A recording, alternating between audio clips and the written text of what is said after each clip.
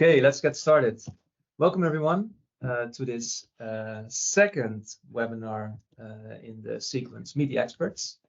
This time with Werner. Last time we had a webinar about one of the migration challenges, that is too long file paths and invalid characters when you migrate into SharePoint. This time we have something completely different, but very, very relevant. We'll go into this later. First of all, let me introduce myself quickly. My name is Sjoerd Alkema from Xilio, of course. I'm the commercial director, and I'm here with the expert of today, Werner. Maybe you can introduce yourself. Yeah. Hi, everybody. My name is Werner Taube. I'm a senior consultant migration engineer from Xilio, of course. I've been in the migration business for 20 plus years, and I've done small migrations, large migrations, and also Delta migrations. That's the topic of today, isn't it? It is. And talking about an expert, right? 20 years of experience in migrations. So Delta migrations. I think these people who joined probably know what it is, but I think it's good to explain, because it's a very specific topic that we talk about a lot, and we are of course in the migration business, so we know what it is, but it might be not that obvious. So can you explain what it is? Of course. So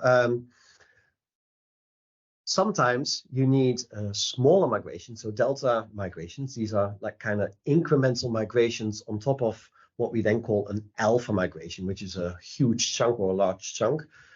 Quite simply because there's just too much to migrate over a certain period of time. And it also then depends on, so archive migrations, for example, don't require a Delta, but most customers want live, active, actual content migrated. And then you need a Delta, a small Delta. So to be able to migrate something over a period of a couple of hours, a day, a weekend, out of office, preferably. Right, yeah, because one of our core values, or I call it core value, is that we want to minimize business disruption, right, when we migrate, so that it has as less impact as possible, and then you need a Delta migration. Exactly. So if you imagine you have indeed terabytes of data, which if you would migrate it in one go, it would take a month or 2 months, or depending on the size, of course, and also depending on what the customer wants. Sometimes it's per team, sometimes it's per size or per location. If you then have a large chunk and you have to do this out of office because it's active content, then there's no way you're going to be able to do that, because it starts after 6, and then you have to also take into account different time zones. So what you then do is you do an alpha migration, which is just the bulk over. And then from the moment you start the alpha migration, you start checking with the Delta migration what has changed, which of course is significantly smaller. And you do this in iterations depending on the size. So sometimes one Delta is sufficient. Quite often, and we encounter this more and more regularly, we need multiple Deltas to reduce the window, the time window that we have, to prevent business disruption. And yeah, again, it also depends a little bit on the type of customer or the type of department we're migrating. Sometimes you have a financial department which cannot migrate. You just cannot do it in April because it's the end of the year or something like that. So you have to postpone that piece of content, that piece of migration, over to a later time. And you can only do that with Deltas. Right. You can only do that with Deltas. Yeah. Before we go on, I forgot to mention, if anyone has a question, please put it into the chat. We'll try to answer it throughout the webinar, or maybe keep it to the end when we have some time to do the questions. So those Delta migration, I can imagine it's very important to align also with the business, because they're going to go into a new system, right? And they have training, they have other things happening. So there's a lot of alignment there as well, probably that we need to do. Yes, exactly. Another point, I know there are different ways to implement a Delta migration. We can look at different data points. Can you explain a little bit about that? Yeah, so I already mentioned, right, so sometimes you do it per department, or sometimes you do it per booking year, depending on the department. But we also take into account the year. So When you do let's say an alpha migration, which is the whole content, the delta migrations will only be from the current last month or last 2 months or last week, depending on the size of the delta. What we obviously want to do is we want to go backwards in time, because most of the time the content which is old, so let's say beginning of 2000s, 2010, if it still exists, of course, right, becomes less relevant. So we do alpha migration for old content, and indeed then new content will have a delta migration. So it's a typical way of migrating your content with alpha and delta, but there are also other options, as said, per department, per team, even per system, right? So you have an alpha system and a delta system, depending on.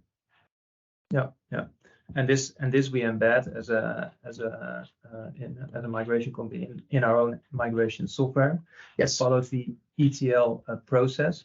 Maybe it's good to visualize that. Yeah. And to go over that a little bit, because it's at the core of those delta migrations, of course. Exactly. So we say migrations, but of course migration consists out of sub processes, which we call an ETL, an extract, transform, and load or import part. I have a slide which I will try and show in a second. I'll see with him whether that's the one. Exactly. So what you're seeing now is what we call the ETL process. We do an extraction of the source system. That makes sense, right? We need to know what content is there, how much it is. That's when we inventorize and we see where we have access, what belongs to which team. We put this into our UDM. It's a universal data model, so it's a specific model for Xilio that we designed. It's part of our software toolkit. And in there, we can apply transformation rules. So that means it determines which content goes where, and it determines which content goes first, and which metadata, if there is metadata, so creation date or who created it or versions or any type of metadata, we take that into account and we use that to migrate the content into the target system. So we load it into the target system after these transformations. And it sounds simple, but you can trust me, it can be very, very complex. So depending on type of metadata, years, time zones, it ends up somewhere else. We enrich content as well. So sometimes we process content that goes into a certain bucket or a certain location with certain metadata, depending on. And this whole ETL process, so we do this for one migration. So if you have an alpha migration, we take a full extraction. It's a moment in time, right? The users will continue to work in the old legacy system that we're migrating from. Then we transform that that information, that extracted content, and for this we need the rules. And then we start to load it. But during this transformation, we can already do the second extraction. So you could call it the beta. We started with delta, so it's the delta extraction just after the alpha, and that will keep us up to date with what's happening. And yeah, as you can imagine, since it's a snapshot from a certain moment in time, it's smaller and smaller and smaller. Until you have it small enough to fit in a certain window where the business isn't disrupted. Exactly. That's the goal of this whole delta. Okay. Yeah. And I know we have a slide coming up later, also where you explain that process a little bit more. So we want to visualize it more later on. But first, I promised in the invite to also share a success story. Yes. Yeah. Stop presenting. There we are. Back in full screen again. Perfect. We do migrations all the time. So can you share a story about a client where this was executed perfectly? Yes. Yeah, we do. And we have small ones and we have large ones. This one is a large one because with large ones, it's more obvious you need deltas. Yeah. It's a UK-based company in the public sector. And it has thousands of users. It has hundreds of teams working continuously on content which needs to be actual. They do have booking years, by the way. We're talking about terabytes of data, really hundreds of terabytes of data, millions of documents. And yeah, there was no other way than to push or shove an alpha initially into the target system, which in this case was SharePoint Online, and then calculate the deltas from where we did the alpha migration, calculate the deltas, and then do a delta migration. And because there were so many people and so many teams, we indeed did a delta even per team. And the department or the team could actually tell us when they wanted to go live, so when they wanted to cut over. And that actually came really, really handy for some of those departments. So we were doing, I wouldn't say continuous deltas, but we were doing multiple deltas, like 5, 6 of them, extractions. And when they said go, then we went. And then we did the reconciliation, of course, after the delta migration. And as you say, it was perfect. Okay, yeah, that's an interesting concept. So you leave it to them to choose. You keep up the delta, so you're ready when they choose to go, and then you execute basically. Yes. So normally, if you only do a single migration, so an alpha migration, and you do of course testing beforehand, there is, let's say, an already preset time when you do it. So when it's done, when it's finished, because actually the technology determines when it's done, how much you can push through. But with delta migrations, because you're decreasing the amount of files you're migrating, you can actually determine yourself when. Right. Yeah. And that's a lot of added value for business. Yeah, that makes sense. Okay, so there it went very well. But there must also be a story where it wasn't that positive, and there can be different reasons, of course, because these migration projects, especially the big ones that we're talking about, they are so complicated with so many different factors. So can you share one where we found there was a challenge with regards to I knew I was going to ask this. I knew we were going to ask this. So yes, there are also delta migrations which are a little bit more challenging. So the expectation of a delta is always that it's smaller, definitely smaller than the alpha, right? Because you've done everything from the, let's say, start of the legacy system until the moment we start extracting the alpha information, which is the largest chunk. And then you expect the deltas to become smaller and smaller and smaller because, the iteration time each time becomes smaller. There's less content to migrate. And based on that, we did planning with the business, of course, like, okay, so we now know the deltas are so small, we can do it then or then, you choose.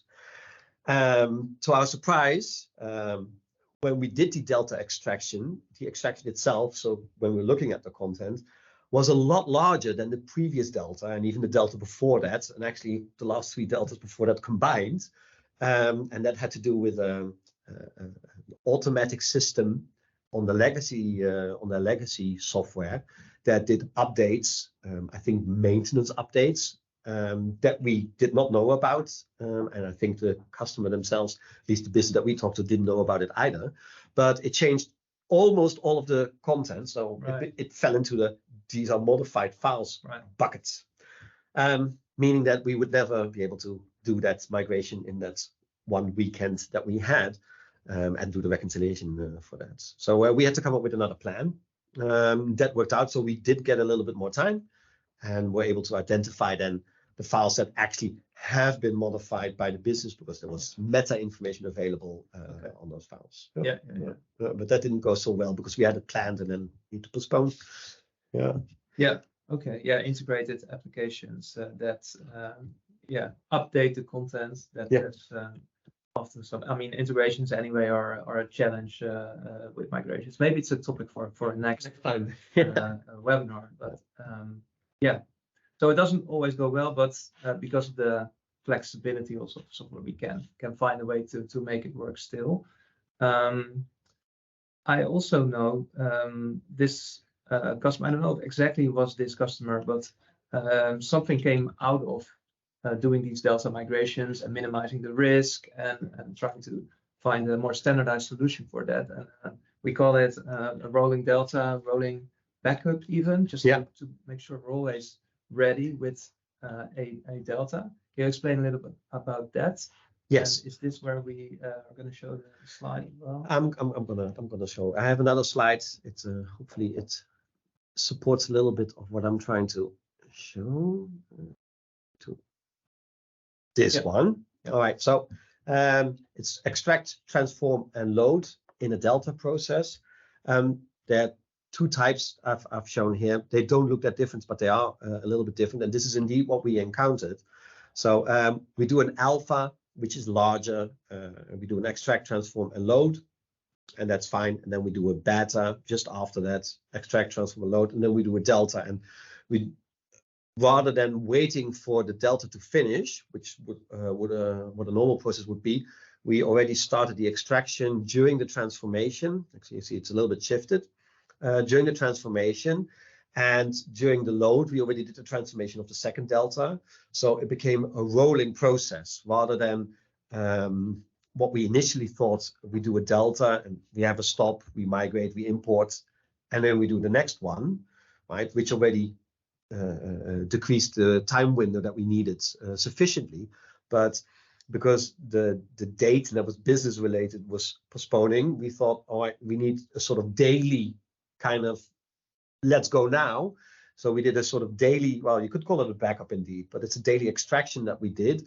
And rather than also doing a daily import, we did an extraction and transformation. So the content was always ready to be migrated. And to keep up to date, we did a bi-weekly import up until the moment, again, where the business was, okay, we're ready. Everybody's been trained. That's most of the key things. Everybody's there. Everybody knows we're going to go to a new system. Please, let's pick this date and then we'll go. And that's what we did for them. Yeah, indeed. How did it work out?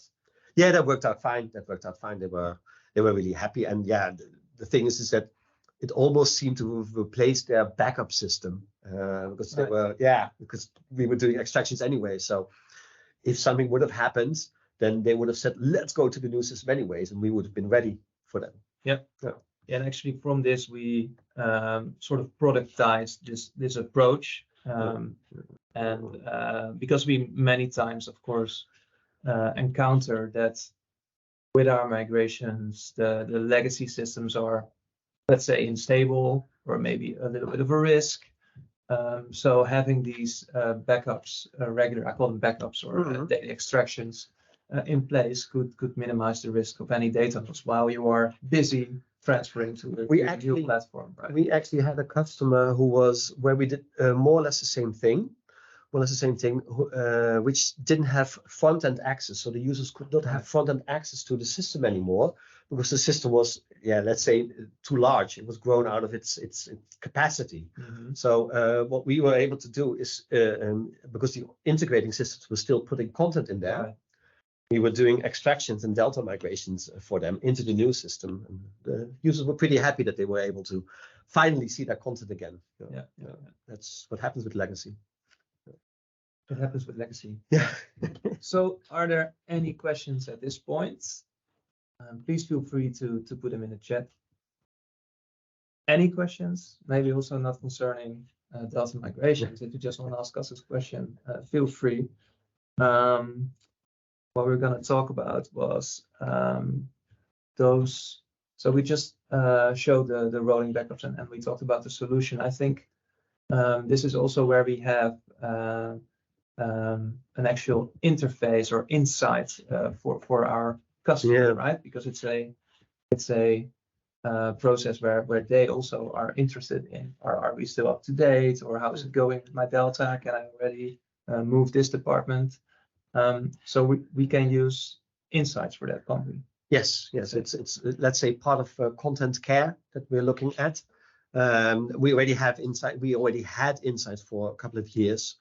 Now, and what it does, it tells you after an extraction, it tells you what the content is, what the metadata is. So it's a different view that actually allows you to think about, create those actually migration rules. That's what its original intention was. But we've expanded it now to actually also take into account the, let's say, target. So after the migration rules, where does it end up with? And even if it's migrated, it will show in the system that it has been migrated. So you could actually, through insights, see whether content has been already moved, yes or no.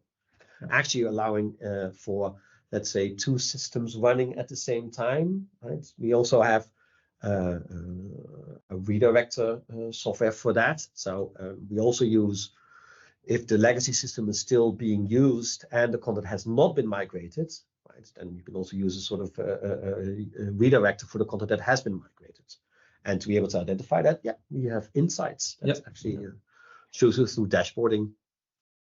Yeah, it's interesting. You mentioned content care, where we have that product that gives you insight in the SharePoint environment, right? After you migrate it. But what we're going into, we call it now migrate and monitor, where because we already monitor all the content while we are migrating, if it's deltas or if it's the alpha, you want to monitor what's happening. And after you've migrated, keep monitoring, because we've done our best to with the business to make sure everything's cleaned up, everything's beautiful, everything's tagged correctly. Let's keep it that way. So we're actually moving that whole monitoring process throughout the time and in the SharePoint product as well. It's throughout the whole flow. So we try to do a sort of a migration flow indeed, from source to target, but we go now beyond that target indeed, right? So after SharePoint,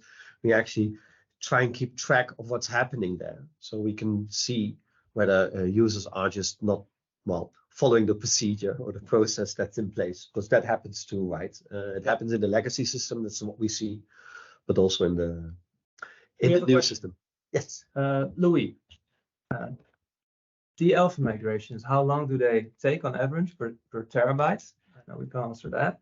And also, good question, is it best to clean up content in the legacy system, or do you want to extract everything and then run your cleanup, or maybe even afterwards in the target system cleanup? Yeah, well, that second question is indeed a very interesting one. The first question we can, I think, quite easily answer. We roughly do 1 terabyte a day, and you have to think about, you need preparation. So if you have a team, if you have 20 teams, you're not going to be able to do 20 terabytes in 20 days. That requires a little bit more effort, of course, to determine what content goes where and applying the migration rules. But that's roughly what we do for the alpha. So you can. It's like a rule of thumb. You can go a little bit less, but then you can go quite higher if you push the right button. As well, right? But exactly. I mean, we've done migrations. Let's say source to target one-on-one, so without any actual business rules, just move it over. Let's call it an archive migration if you'd like. Then 1 terabyte a day is definitely achievable, easily achievable. It becomes picky when you say, all right, first this team, first the year 2023, first the year 2022, or other rules that happen. All right, the cleanup of content. What we advise normally is that the moment the migration has completed, right? And then I'm not talking about the alpha migration, but also the delta migrations. The moment users are working in the new system, right? Then you can delete the old content. What happens in an alpha/delta period, and also depends a little bit on the system you're working with, is the content is set to read only. So in case a user cannot find, that's actually, it's more of a knowledge thing most of the time, but cannot find the content they were looking for because it's been located somewhere else, and they still want to get into it quickly, they sometimes go to the old legacy system. We don't advise that, but it's there for them as a read only. But after a successful migration and reconciliation, then by all means turn off the old legacy system and then just delete the hard drive. But this is an interpretation. My interpretation is that it's about, you don't want to migrate all content, maybe, right? You want to clean it up because there are duplicates or there's old content. And I think then our best practice is we extract everything, so we know we have everything. We create all the business logic that's necessary to do the cleanup within our database, and then we only move the cleaned content, right? Because also you don't want to move content unnecessarily, I assume. No, it's actually something I've done with that large UK public vendor as well, whereby we indeed did a file per file basis. So it was in between active files. We did a migration of archive files, you could call them, right? Let's say 2018 and older. And after we've reconciled that file was actually in the new system, we deleted the original file in between. So we did a cleanup after the migration, yes. And in essence, I would recommend it. Sometimes system integrations need a certain type of ECM, EDM, or file share. Unfortunately, I mean, let's go away from the file share, please. But from a file share system, yeah, there's no way. It's either old hardware or software that people are still using. That so you don't have a choice always. But then clean it up, because the longer you leave it, the more mess you have. And we have the tools. The tools to do this also. Okay, I hope that answers the question. Thank you for the question. So the cleanup is indeed done in the UDM in our database. Yes. The database is for us the holy thing, the holy grail.